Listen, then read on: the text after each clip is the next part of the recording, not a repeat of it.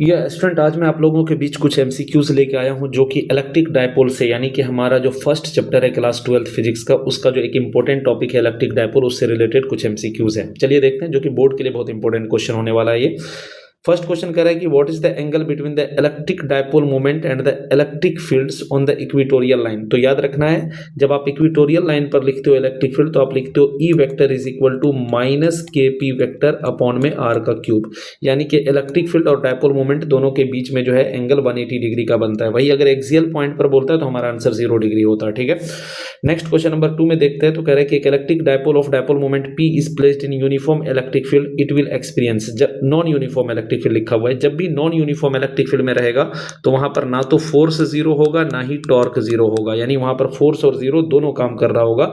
यानी इस हिसाब से बोथ अब फोर्स एंड टॉर्क दोनों सही हो जाएगा। ठीक है ना, यानी उस पर फोर्स और टॉर्क दोनों लगेगा, ऑप्शन सी सही हो जाएगा। क्वेश्चन नंबर 3 क्या कह रहा है कि the work done in rotating an electric dipole from its stable equilibrium position to unstable equilibrium position. Stable से अनस्टेबल पर जाना है तो स्टेबल का मतलब हो गया कि θ1 हमारा 0 डिग्री हो जाएगा और θ2 हमारा 180 डिग्री हो जाएगा। तो हमारा जो वर्क डन आता है work done is equal to होता है माइनस पीई, ये होता है cos θ2 माइनस cos θ1। इसको जब आप सॉल्व करोगे तो ये आंसर आपको 2pe निकल करके आ जाएगा, ऑप्शन बी सही हो जाएगा। क्वेश्चन नंबर 4 में कह रहा है कि at what distance from the centre of A short dipole is the electric potential half of its maximum value on the axial line. देखिए इलेक्ट्रिक पोटेंशियल का फॉर्मूला क्या होता है, तो पोटेंशियल इज डायरेक्टली, ऐसे तो kp/r² होता है बट हम ऐसा कह सकते हैं कि डायरेक्टली प्रोपोर्शनल टू 1/r² या इनवर्सली प्रोपोर्शनल टू r² कह सकते हैं। तो अगर हमारा मान लीजिए कि ये v मैक्स है जिसको मैं v नोट कह देता हूं, तो कह रहे हैं कि जो दूसरा पोटेंशियल अगर हम लेते हैं v that can be directly proportional to हो जाएगा 1/r² और दोनों का रेशियो लेकर के जब आप सॉल्व करोगे तो आपका जो r डैश आएगा वो √2 इंटू r के बराबर आ जाएगा। तो इस हिसाब से हमारा ऑप्शन बी सही हो जाएगा। क्वेश्चन नंबर 5 में कह रहा है कि the ratio of the electric field intensity at a point on the axial line to the point on the equatorial line.